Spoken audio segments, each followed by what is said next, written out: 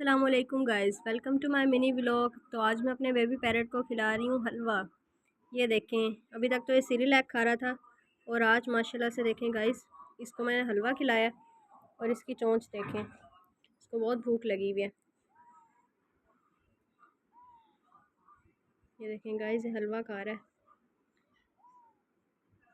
जिस जिसके घर बेबी पैरट है वो उनको क्या खिलाते हैं मुझे भी कमेंट में बताएं, ताकि मैं भी इसको वही खिलाऊँ ताकि ये जल्दी से बड़ा हो।